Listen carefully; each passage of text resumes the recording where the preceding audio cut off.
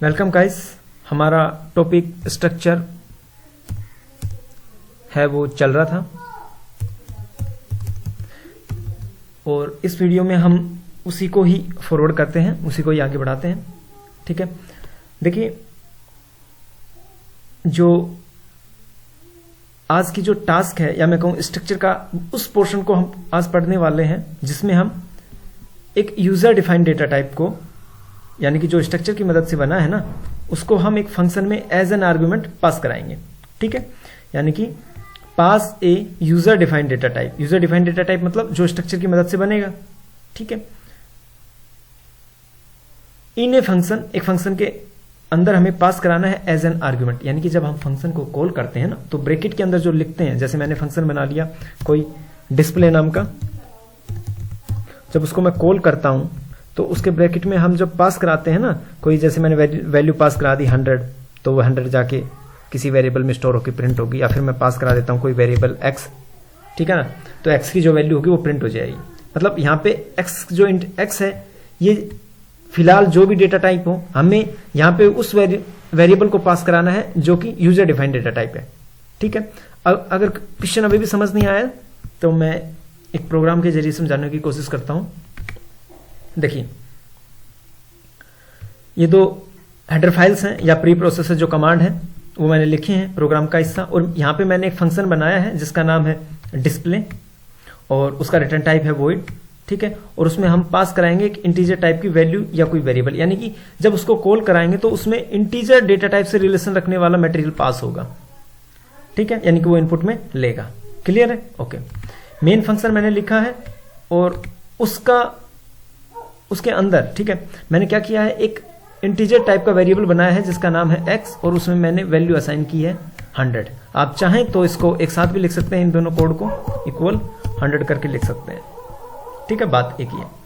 और अब मैंने क्या किया है, ये जो डिस्प्ले फंक्शन है इसको कॉल किया है और इसमें मैं वेरिएबल पास कराता हूं x, यानी कि एक वेरिएबल जो इंटीजर टाइप का है। ठीक है ना, data type int data type है इसका, इस वेरिएबल को मैं पास कराता हूं उसको कॉल करते वक्त। ठीक है, जैसे ही इस फंक्शन को मैं कॉल कराऊंगा तो कंट्रोल क्या करेगा, इसकी बॉडी को खोजेगा, तो कंट्रोल जस्ट यहां पे आएगा, इसकी फंक्शन की बॉडी ये है। ठीक है, ओके, कंट्रोल पड़ेगा कि वॉइड डिस्प्ले, यानी कि डिस्प्ले नाम का फंक्शन है। ठीक है, वॉइड इसका रिटर्न टाइप कुछ भी नहीं है, इसका रिटर्न टाइप, और यहां पे एक इंट y नाम का एक वेरिएबल बनाया है। ठीक है, ये इंट y वेरिएबल क्या करेगा, जो x में रखी हुई वैल्यू है ना 100 वो वहां से थ्रो होगी और 100 y में रिसीव हो जाएगी। ठीक है, यानी कि जो x में जो x जो वेरिएबल है इसमें जो वैल्यू है 100 वो y जो वेरिएबल है 100 इसमें आके कॉपी हो जाएगी। ठीक है, यानी कि x मेमोरी ब्लॉक में रखी हुई वैल्यू 100 y जो मेमोरी ब्लॉक है उसमें आके कॉपी हो जाएगी। ठीक है, और मैं यहां पे फिर क्या करता हूं, y को प्रिंट करा लेता हूं। ठीक है, क्लियर है? ओके, अब मैं क्या कर रहा हूं, इसमें वैल्यू तो मैं x की ही प्रिंट करा रहा हूं क्योंकि x की वैल्यू जो है वो 100 है, और मैंने प्रिंट कराया है y को, मैंने बस एक मेमोरी ब्लॉक बनाया है y जिसमें मैं x की वैल्यू असाइन करा रहा हूं। ठीक है, क्लियर हो गया होगा, क्योंकि मेरे को क्या करना है कि y का जो स्कोप है, ठीक है, वो इसी दो ब्रैकेट है या मैं कहूं इस फंक्शन के बीच बीच में ही होगा। ठीक है ना, और x का जो स्कोप होगा वो इन दोनों के बीच में होगा। ठीक है, ओके, इसलिए इस प्रोग्राम को मैंने नाम दिया है passing a variable in a function as an argument. एक वेरिएबल को मैंने पास कराया है, मैं यहां पे भी लिख सकता हूं ना, पासिंग ए इंट डेटा टाइप वेरिएबल। ठीक है, यानी कि मैंने एक इंटीजर डेटा टाइप का एक वेरिएबल पास कराया है फंक्शन के अंदर। ठीक है, और पिछली जो टास्क थी अपनी, या मैं कहूं इस वीडियो की टास्क है, वो ये है कि हमें x की जगह एक यूजर डिफाइंड डेटा टाइप पास कराना है। मैं लिख देता हूं यूजर डिफाइंड डेटा टाइप। ठीक है, ये हमारी टास्क है, तो चलिए इस पे काम करते हैं। मैं स्ट्रक्चर जो है उसको कमेंट कर देता हूं ताकि कंपाइलर अपना इसको इग्नोर करे। जो प्री प्रोसेसर जो कमांड है हैज इंक्लूड stdio.h में लिख देता हूं, फिर has include console input output.h में लिख देता हूं, int main जो अपना मेन फंक्शन है मैं वो लिख देता हूं, ठीक है, और यहां से अपना प्रोग्राम शुरू होता है। ठीक है, देखिए इसमें हमें एक ऐसा प्रोग्राम बनाना है जिसमें क्या हो कि एक लाइब्रेरी में बैठने वाला इंसान क्या करे, बुक की आईडी, बुक का नाम और बुक के प्राइस उसमें प्रोग्राम में स्टोर कराए और उनको वापस प्रिंट कराए। ठीक है, तो मेरे को 3 चीज रखनी है, बुक की आईडी यानी कि इंटीजर टाइप का डेटा, बुक की आईडी मींस इंटीजर टाइप का डेटा, बुक का नाम मींस क्या टाइप का एरे, स्ट्रिंग अगर मेरे को स्टोर करानी है तो मेरे को क्या टाइप का एरे बनाना पड़ेगा। ठीक है, ओके। तीसरा क्या है, मेरे को प्राइस लिखना है यानी कि फ्लोट टाइप का डेटा टाइप। ठीक है, ओके। अब मैं स्ट्रक्ट कीवर्ड की नाम मदद से एक डेटा टाइप बनाता हूं जिसका नाम है बुक। ठीक है, तो मैं लिखता हूं struct। स्ट्रक्ट कीवर्ड लगाना है जब भी आप डेटा टाइप बनाओगे, यूजर डिफाइंड डेटा टाइप का नाम। ठीक है, और उसके अंदर आप उन डेटा टाइप्स को डिक्लेयर करोगे जिनका आपको यूज करना है। ठीक है, ओके। मेरे को बुक की आईडी लिखनी है तो मैं इंट डेटा टाइप का एक वेरिएबल बनाता हूं जिसका नाम है आईडी। ठीक है, अब मेरे को क्या करना है, बुक का नेम लिखना है तो मैं क्या टाइप का एक वेरिएबल बनाता हूं जिसका नाम है नेम और वो एरे है। ठीक है, वेरिएबल है जो एरे है वो। ठीक है ना, यानी कि क्या टाइप का मैंने एक एरे बनाया है जिसका नाम है नेम। ठीक है, और उसका साइज मैंने दिया है 15, यानी कि जो बुक का जो नाम होगा वो ज्यादा से ज्यादा 15 कैरेक्टर का होगा, इससे ज्यादा नहीं। ठीक है, ओके। अब मेरे को बुक की प्राइस स्टोर करनी है तो मैं एक फ्लोट टाइप का वेरिएबल बनाता हूं, क्योंकि बुक की जो प्राइस है वो फ्लोट में हो सकती है, जैसे 50 रुपए 55 पैसे इस तरह से। ठीक है, ओके। और वेरिएबल का नाम देता हूं मैं प्राइस, PRICE। ठीक है, ओके। अब स्ट्रक्ट कीवर्ड की मदद से हमने एक डेटा टाइप बनाया बुक जिसका नाम है और वो हमारा कंप्लीट हो गया है। ठीक है, ओके। अब मैं क्या करता हूं, एक वेरिएबल बनाता हूं बुक डेटा टाइप से। ठीक है, देखिए मैं एक वेरिएबल बनाता था इंट डेटा टाइप का, तो मैं क्या करता था, वेरिएबल का नाम लिखता था x और उसको मैं उससे जस्ट पहले मैं उस डेटा टाइप का नाम लिखता था जिसका डेटा टाइप का मेरे को वेरिएबल बनाना है। तो मैं इंट लिखता था, मेरे को इंट टाइप का वेरिएबल बनाना है और फिर मैं इस तरह से सेमीकोलन लगा देता था। ठीक है, लेकिन यहां पे मैं चाहता हूं कि मेरे को जो वेरिएबल बनाऊं, या मैं कहूं मैंने एक b1 नाम से वेरिएबल बनाया, मैं चाहता हूं ये जो b1 है वेरिएबल है इसका डेटा टाइप बुक हो, तो मैं इंट की जगह बुक लिख दूंगा। ठीक है, BOOK बुक लिख दिया। अब हमारा नियम क्या कहता है स्ट्रक्चर का, कि जहां भी आप बुक नाम का यूज करोगे या बुक डेटा टाइप का यूज करोगे तो उससे पहले कीवर्ड आएगा स्ट्रक्ट, जो हमेशा लिखा जाएगा इसके नाम के साथ। ठीक है ना, इसका बाप का नाम है, इस बुक के बाप का नाम है स्ट्रक्ट, क्योंकि स्ट्रक्ट ने ही इसे बनाया है, पैदा किया है, तो बुक के नाम के आगे हमेशा इसके बाप का नाम लिख के चलेगा। तो मैं लिख देता हूं बुक के बाप का नाम स्ट्रक्ट। ठीक है, STRUCT। क्लियर है, ओके। अब थोड़ा सा समझिए कि इस कोड के लिखने से हुआ क्या है मेमोरी में। ठीक है, ओके। मैं यहां पे आप लोगों को समझाने की कोशिश करता हूं। सबसे पहले ये देखिए, मैंने लिखा था, मैं लिखता हूं मान लीजिए इंट x। ठीक है, ओके। इससे क्या हो रहा था वो आपको पता है कि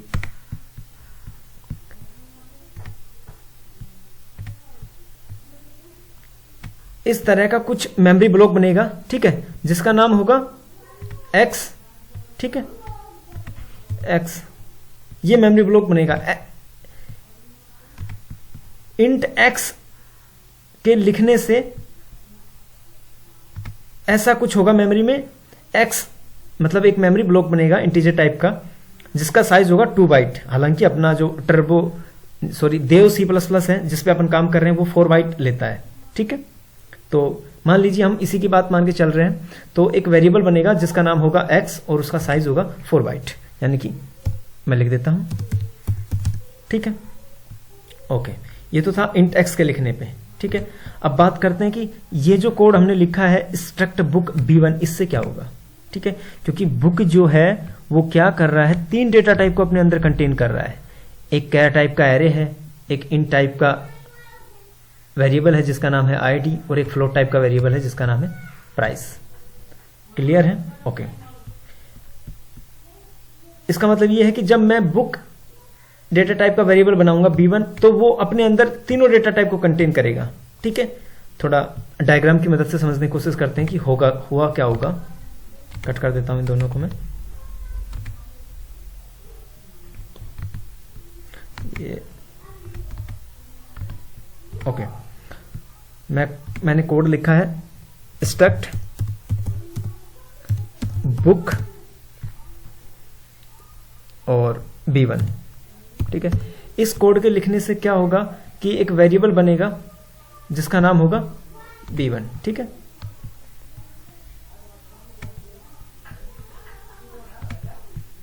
इसका नाम है B1। क्लियर है? क्योंकि मैंने वेरिएबल बनाया है ना B1 जिसका नाम है और डेटा टाइप बुक है।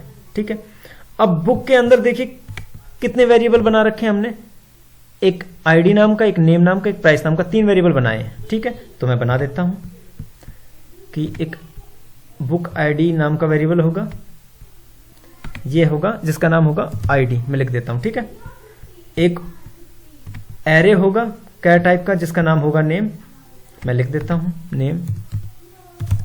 ठीक है, मैं इनके मेमोरी ब्लॉक होंगे, चलो मैं इनका नाम बाहर लिख देता हूं। ओके, यहां लिख देता हूं। छोड़िए, पहले तो इंट टाइप का डेटा टाइप का वेरिएबल बन गया है जिसका नाम आईडी है, इसका नेम बन गया, और एक फ्लोट टाइप का मेमोरी ब्लॉक और बनेगा जिसका नाम है प्राइस। ठीक है, मैं इनके नाम लिखने की कोशिश करता हूं।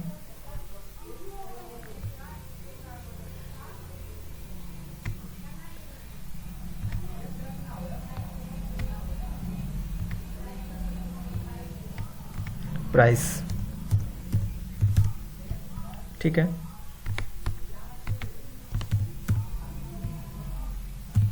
ओके, इसका नाम लिख देता हूं और फिर इसका नाम लिख देता हूं। देखिए, इसका नाम है प्राइस, इसका नाम प्राइस हो गया क्योंकि फ्लोट टाइप का है, मैं लिख देता हूं फ्लोट इसका टाइप है।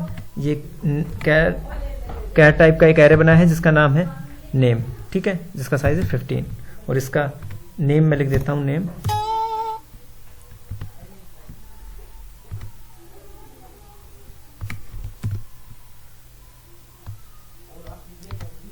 नेम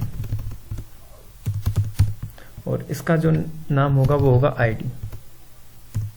ठीक है, ओके, और इसका डेटा टाइप जो होगा वो होगा इंट। ठीक है, ये है एरे, मैं इसको इसका नाम है वो एरे लिख देता हूं मैं।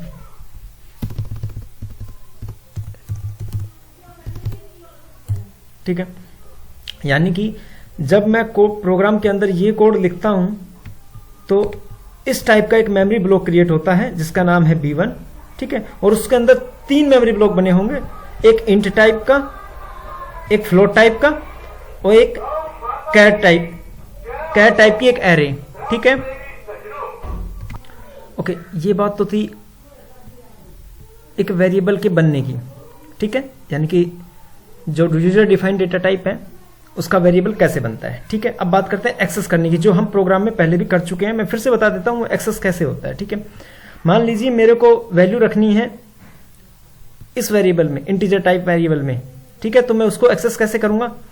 ये जो मैंने वेरिएबल का नाम क्या है, B1 है, बनाया है, तो B1 डॉट ID इक्वल कुछ भी वैल्यू इनपुट करानी होगी वो कर दूंगा। ठीक है, इसको एक्सेस कैसे करूंगा? B1 डॉट इस वेरिएबल का नाम क्या है, नेम। ठीक है, इस वाले ब्लॉक को एक्सेस करना है, इसमें वैल्यू असाइन करनी है, तो मैं उसको लिखूंगा B1 डॉट प्राइस। फ्लोट वाला होगा ना, इसका नाम है प्राइस, तो ये फ्लोट जो मेमोरी ब्लॉक है इसको एक्सेस करूंगा। ठीक है, आई होप क्लियर हो गया होगा। अब अपन प्रोग्राम पे चलते हैं। देखिए, मैंने वेरिएबल बनाया B1, बैकग्राउंड में मेमोरी के अंदर क्या हलचल हुई होगी आप लोगों को क्लियर हो गया होगा। ठीक है, अब बारी बारी हम क्या करते हैं, मेमोरी में वैल्यू असाइन कराते हैं। ठीक है, मैं यूजर को एक मैसेज देता हूं सबसे पहले, printf एंटर फॉलोइंग डिटेल्स। ठीक है, ENTER enter following details. Okay, backslash n लगा देता हूं ताकि जो नेक्स्ट लाइन वाला मैं मैसेज दूं वो नेक्स्ट लाइन में प्रिंट हो। ठीक है, ओके।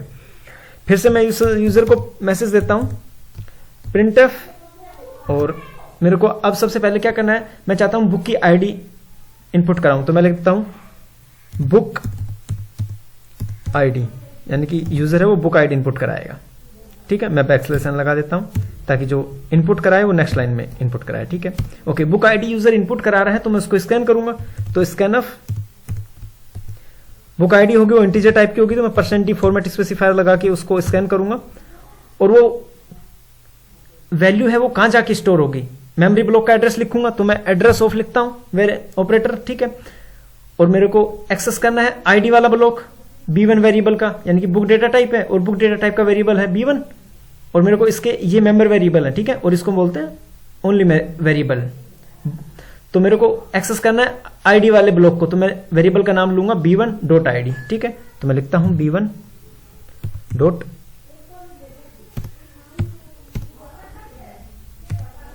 आईडी। ठीक है, ओके। यूजर ने आईडी इनपुट कराई, वो इस वाले ब्लॉक में जाके स्टोर हो गई है। ठीक है, अब मैं कहता हूं यूजर को कि इस बार आप जो बुक है उसका नाम इनपुट कराइए। ठीक है, printf book name, book, backslash n लगा देता हूं, फिर यूजर जो इनपुट कराए तो नेक्स्ट लाइन में आए। ठीक है, अब स्ट्रिंग को इनपुट करने के लिए फंक्शन था गेट्स। ठीक है, उसमें क्या करते थे अपन, एरे का नाम भर दे देते थे। इस एरे का नाम क्या है, नेम, लेकिन इसको एक्सेस करने के लिए मुझे वेरिएबल चाहिए बुक का, बुक डेटा टाइप का, तो b1 है, तो b1 डॉट नेम कर देता हूं मैं, b1 डॉट नेम लिख देता हूं। क्लियर है इतना? ठीक है, मैं यूजर को फिर से एक मैसेज देता हूं printf, यहां मेरे को बैकस्लैश एन देने की कोई जरूरत नहीं है क्योंकि गेट्स जो फंक्शन है ऑटोमेटिकली लाइन चेंज कर देता है। अगर मैं बैकस्लैश एन दूंगा तो वो शायद एरर दे देगा। ठीक है, तो मैं printf जो फंक्शन है उसको कॉल करते हुए उसमें लिखता हूं, अब क्या कीजिए आप बुक का प्राइस एंटर कराइए। ठीक है, मैं लिखता हूं बुक PRIC प्राइस। ठीक है, ओके। बैकस्लैश एन लगाता हूं क्योंकि बुक प्राइस है वो नेक्स्ट लाइन में एंटर कराए यूजर। ओके, और बुक प्राइस होगी वो एंटर कराएगा तो मैं उसको स्कैन करता हूं, यानी कि स्टोर कराता हूं, और %f फॉर्मेट स्पेसिफायर यूज करूंगा क्योंकि जो बुक आईडी है वो फ्लोट टाइप की है, मैंने डेटा टाइप लिया है ना फ्लोट।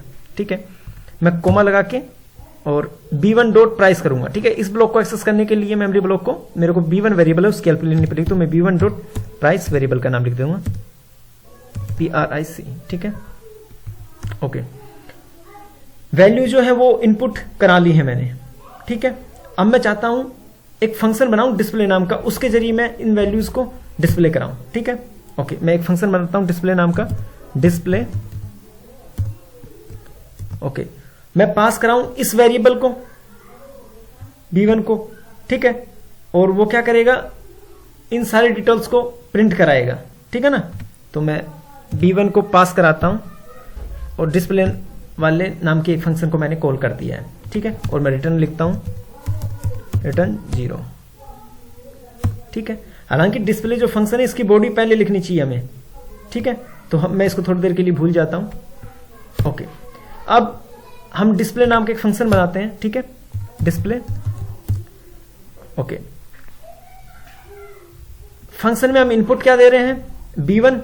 ठीक है, और रिटर्न कुछ ले नहीं रहे हैं उससे, सिर्फ वो प्रिंट कराएगा, कुछ रिटर्न नहीं करेगा। तो मैं उसको void उसका रिटर्न टाइप लिख देता हूं पहले ही, void उसका रिटर्न टाइप होगा और वो कुछ भी वैल्यू रिटर्न नहीं करेगा।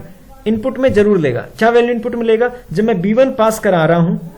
ठीक है, तो वो इनपुट में क्या ले रहा है, स्ट्रक्ट जो बुक डेटा टाइप है, यानी कि मैं कहूं बुक डेटा टाइप है जो स्ट्रक्चर की मदद से बनाया है, उसको इनपुट में ले रहा है कॉल करते वक्त। मैं इस यहां पे फंक्शन को कॉल कर देता हूं डिस्प्ले। ठीक है, और मैं यहां पे b1 डाल के कॉल कर रहा हूं। ये b1 जो वेरिएबल है ये किसकी मदद से बना है, जो बुक डेटा टाइप है और जो स्ट्रक्ट कीवर्ड है उसकी सहायता से। ठीक है, तो इसका मतलब क्या है कि यहां पे मैं एक ऐसा वेरिएबल बनाऊंगा जो कि struct स्ट्रक्ट कीवर्ड की मदद से ही बना होगा। बुक जिसका नाम होगा, क्योंकि सेम डेटा टाइप होना चाहिए ना तभी कोई वेरिएबल, और एक S1 के नाम से एक वेरिएबल बना लेता हूं जो उसको रिसीव करेगा। ठीक है, ओके। अब मैं जो फंक्शन है डिस्प्ले उसकी बॉडी लिखना शुरू करता हूं। सबसे पहले मैं यूजर को एक मैसेज देता हूं, printf योर बुक डिटेल्स। ठीक है, सेमीकोलन लगा देता हूं और \n दे देता हूं ताकि कंट्रोल नेक्स्ट लाइन में आए, यानी कि जो नेक्स्ट लाइन का आउटपुट है वो नेक्स्ट लाइन में हो। फिर मैं इस यूजर को एक मैसेज देता हूं, printf। ठीक है, अब यूजर को क्या मैसेज देता हूं कि बुक नेम इक्वल, फिर बुक आईडी, तो मैं लिखता हूं डबल कोटेशन में बुक आईडी इक्वल, फिर बुक की आईडी आए तो आईडी कौन सी है, %d फॉर्मेट स्पेसिफायर की, यानी कि इंटीजर टाइप की, और फिर मैं कोमा लगा के मेरे को देखिए B1 की जो भी डिटेल्स हैं, B1 का जो भी डेटा था, ठीक है, मैंने यहां पे क्या किया है कि B1 का जो जब मैं कॉल करता हूं डिस्प्ले फंक्शन को, जब मैं कॉल करता हूं उसमें पास कराता हूं B1 वेरिएबल। ठीक है, ओके, B1 वेरिएबल मैंने पास कराया और उसको रिसीव कर रहा है एक स्ट्रक्ट कीवर्ड की मदद से बने एक वेरिएबल जिसका नाम है बुक। ठीक है, और एक स्ट्रक्ट कीवर्ड की मदद से बने हुए एक डेटा टाइप जिसका नाम है बुक और उसका वेरिएबल है S1। तो एक इन सब फीचर से लैस ही एक दूसरा वेरिएबल बनेगा जिसका नाम होगा S1 और उसके अंदर भी ये इसी प्रकार के डेटा होगा। ठीक है, इसका मतलब ये है कि जो B1 में जो डेटा रखा हुआ है, ठीक है, वो सेम की सेम S1 में आके रिसीव हो जाएगा। तो मेरे को S1 का आईडी जो ब्लॉक है उसको एक्सेस करने के लिए क्या चाहिए, S1.id चाहिए, ऐसे लिख दूंगा। ठीक है ना, हम क्या कर रहे थे यहां पे, जब मेरे को x को रिसीव करना था, यहां पे मैंने x लिखा था, उसको रिसीव करने के लिए मैंने इंट टाइप का x है तो इंट टाइप का एक y बनाया और उसको रिसीव कर दिया। तो सेम ऐसी ही प्रोसेस होगी। मैंने B1 को रिसीव करने के लिए S1 बनाया, B1 की कैटेगरी क्या है, स्ट्रक्ट बुक, और तो मैंने स्ट्रक्ट बुक ही इसकी कैटेगरी बना दी है। क्लियर है, ओके। मैंने बुक की आईडी प्रिंट करा ली, यहां पे मैं \n दे देता हूं ताकि आउटपुट है जो नेक्स्ट लाइन में आए। अब मैं बुक का नेम प्रिंट कराता हूं, तो नेम क्या है, स्ट्रिंग टाइप का है, एक स्ट्रिंग होगी ना नेम, सीक्वेंस और कैरेक्टर होंगे। तो स्ट्रिंग को प्रिंट कराने के लिए फंक्शन है जिसका नाम है पुट्स, और उसमें एरे का नाम भर दे देते हैं, एरे का नाम है नेम, और वेरिएबल इस नेम ब्लॉक को एक्सेस करने के लिए, अब देखिए वेरिएबल जो है वो B1 नहीं S1 आ गया है, तो मैं S1.name कर दूंगा क्योंकि B1 जो है वो अपना S1 में कॉपी हो गया है। ठीक है, क्लियर है।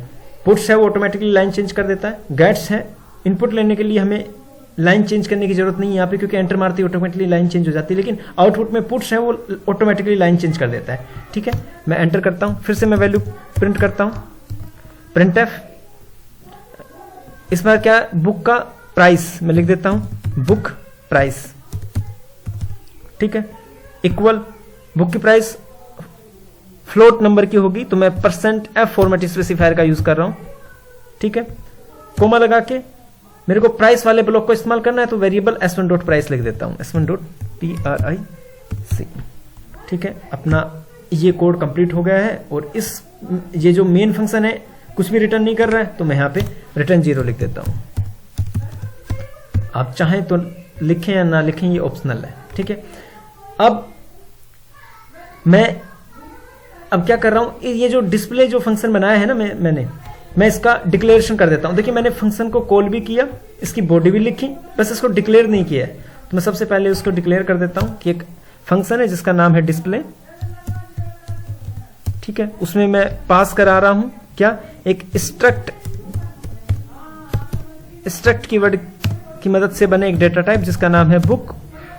इस टाइप का कोई वेरिएबल है, मैं उसमें पास कराऊंगा। ठीक है, और उसका रिटर्न टाइप क्या होगा, वॉइड। मैं इसके आगे लिख देता हूं। इतना क्लियर है।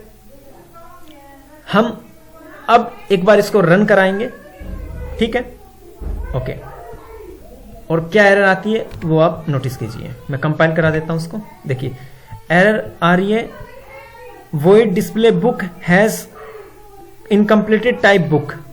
ठीक है, दरअसल ये एरर इस लाइन की नहीं है। ठीक है, नीचे देखिए एरर है S1 हैज इनकम्प्लीट टाइप, ये एरर इस वाले S1 की है। ठीक है, देखिए S1 को हमने कहीं डिक्लेयर नहीं किया है, ठीक है।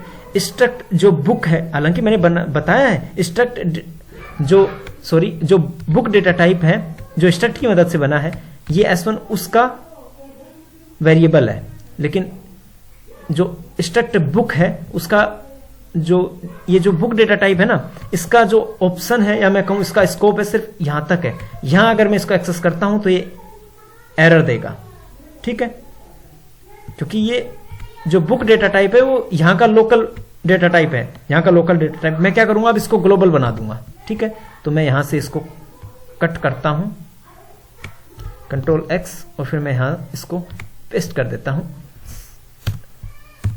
अब क्या हो गया, जो ये बुक डेटा टाइप है ये ग्लोबली हो गया है। मैं इसको यहां भी एक्सेस कर सकता हूं, यहां भी एक्सेस कर सकता हूं।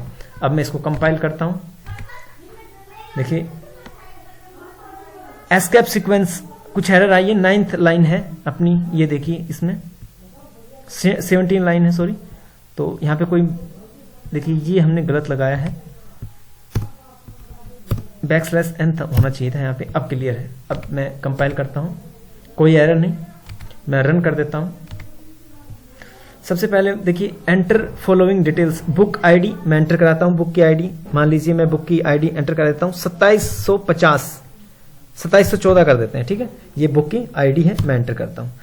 अब क्या हो रहा है, बुक नेम के बाद डायरेक्ट जो कोड है वो प्रिंट हुआ है बुक प्राइस। देखिए बुक नेम के बाद जो कोड चला है बुक प्राइस प्रिंट हुआ है। देखिए ये वाला कोड चला नहीं है, गेट्स B1। इसका मतलब ये है कि बफर में पहले से कुछ ना कुछ कचरा था, या मैं कहूं हमने जो एंटर प्रेस किया था \0 वो एंटर हो गया है, ठीक है। देखिए जब मैंने इसके बाद एंटर प्रेस किया ना, तो ये कोड चलना था बुक नेम, और बुक नेम के बाद मेरे को कुछ डेटा एंटर कराना था। लेकिन बुक नेम में जो मैं डेटा एंटर कराने वाला था ना, वो मेरे बफर में जो कचरा था, या मैं कहूं गार्बेज था, या मैं कहूं जो मैंने एंटर प्रेस किया था \0, वो एज ए इनपुट डेटा यहां पे एंटर हो गया है। तो मेरे को क्या करना पड़ेगा, बफर को खाली करना पड़ेगा। किसके बाद, कौन से कोड के बाद, बुक नेम जो कोड चला है ना इसके बाद। तो बुक जो नेम जो कोड है वो किसकी वजह से चला है, इस वाले कोड की वजह से। इसके बाद मेरे को एक फंक्शन यूज करना है जिसका नाम है f+, ठीक है। ये क्या करता है, बफर को खाली कर देता है, स्टैंडर्ड इनपुट, ठीक है। मैं फिर से कंपाइल करता हूं, इसको रन कर देता हूं, बुक की आईडी एंटर कराता हूं 2714, ठीक है, एंटर किया। फिर से बुक नेम के जस्ट बाद बुक प्राइस मांग रहा है। इसका मतलब ये है कि हमारा जो f+ जो प्रोग्राम, ये जो फंक्शन है, ये हमारा काम नहीं कर रहा है। मैं फिर से एक बार इसको कट करता हूं, यहां से Ctrl X करता हूं, और फिर इसके जस्ट ऊपर, यानी कि इस कोड के चलने से भी पहले मैं इस कोड को यूज करता हूं, Ctrl V करता हूं मैं, और एक बार फिर कंपाइल करता हूं। ये जो पुराने आउटपुट है मैं इनको क्लोज कर देता हूं, 1 मिनट। ओके, मैं फिर से कंपाइल करता हूं एक बार, होप कोई एरर ना दे। फिर से रन करता हूं, बुक आईडी एंटर कराता हूं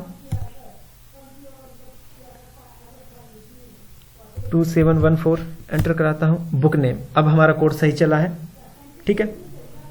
ऐसे में क्या है कि जब बुक नेम में के बाद में, यानी कि मैं ये बफर को खाली करने के लिए इस फंक्शन को मैं अगर इसके नीचे लिखता हूं, तो इस कोड के तुरंत बाद ही इसने इनपुट ले लिया है, इस कोड के चलने से पहले ही, ठीक है ना। उसका मतलब ये था, जब मैं f+ फंक्शन का इस्तेमाल यहां करता हूं, इसका मतलब ये है कि हमने इस कोड के चलने से पहले ही बफर को खाली कर दिया है, ठीक है। ये प्रैक्टिस के दौरान ही आप लोगों को समझ में आएगा। मैं बार बार गलतियां कुछ बार मेरे से होती हैं और कुछ बार मैं जानबूझ के करता हूं ताकि आप लोगों को समझ आ सके, ठीक है। बुक का नेम मैं एंटर कराता हूं, मान लीजिए बुक का नेम है जावा टेक, अपनी मर्जी से बुक का नाम डाल दिया मैंने। फिर एंटर कराता हूं। अब बुक का प्राइस मेरे को डालना है, मैं बुक का प्राइस डालता हूं 1578 रुपए एंड 98 पैसे, ठीक है। मैं एंटर कराता हूं। फिर आउटपुट में क्या मिलता है, your book details, book ID equal 2714, Java tag book का नेम है, ठीक है, और ये बुक प्राइसेस है। आप चाहते हैं जावा टैग है, इसके आगे एक मैसेज आए कि बुक नेम, तो मैं क्या करता हूं, जावा जो बुक का नेम प्रेस कर जो प्रिंट कर रहा है, इस कोड से पहले मैं एक कोड रन करता हूँ, मैसेज करता हूँ printf डबल कोटेशन में लिख दूंगा बुक नेम इक्वल, ठीक है, और सेमीकोलन। इस तरह से मैं फिर से कंपाइल कर देता हूँ, रन कर देता हूँ। बुक आईडी डालता हूँ मैं 2714, एंटर किया, बुक का नेम डाल देता हूँ जावा टैग, एंटर, और बुक का प्राइस फिर से मैं एंटर कराता हूँ 1768.99, ठीक है। अब देखिए मैसेज आया है book ID equal book name equal book prices equal. अब देखिए बुक प्राइसेस में 00 कुछ हमारा आ रहा है, ठीक है, यानी कि बुक प्राइस था ना वो हमारा प्रिंट नहीं हो रहा है, ठीक है। हम चेक करते हैं कहाँ दिक्कत आई है। देखिए एरर जो है वो कहाँ आई है, हम स्कैन करते हैं बुक के प्राइस वाले कोड को, तो ये लिखा है स्कैनअप में हमने %f फॉर्मेट स्पेसिफायर लगाना था, लेकिन हमने ओनली f लगाया है, ठीक है। और एड्रेस ऑफ लगाना था आगे b1 डॉट एड्रेस ऑफ, मैं तो एड्रेस ऑफ लग देता हूं, ठीक है। मैं फिर से कंपाइल करता हूं, कोई एरर नहीं, और फिर से रन कर देता हूं। बुक आईडी लिखता हूं 101, एंटर किया, टैग जावा कर देता हूं, फिर एंटर करता हूं, बुक प्राइसेस लिख देता हूं इस बार में 98 रुपए 99 पैसे। अब ठीक है 101 टैग जावा 98 रुपए 99 पैसे फ्लोट टाइप का जो आउटपुट है वो हमें मिल गया है। देखिए आई होप आप लोगों को इतना कुछ क्लियर हुआ होगा। आप जैसे जैसे प्रैक्टिस करेंगे आपकी कमियां दूर होती जाएंगी। फिलहाल मैं भी काफी टाइम के बाद ही इन सी की प्रैक्टिस कर रहा हूं, फिलहाल मैं जावा पे काम कर रहा हूं, तो आई होप आप लोगों को कितना क्लियर हो गया होगा। धन्यवाद।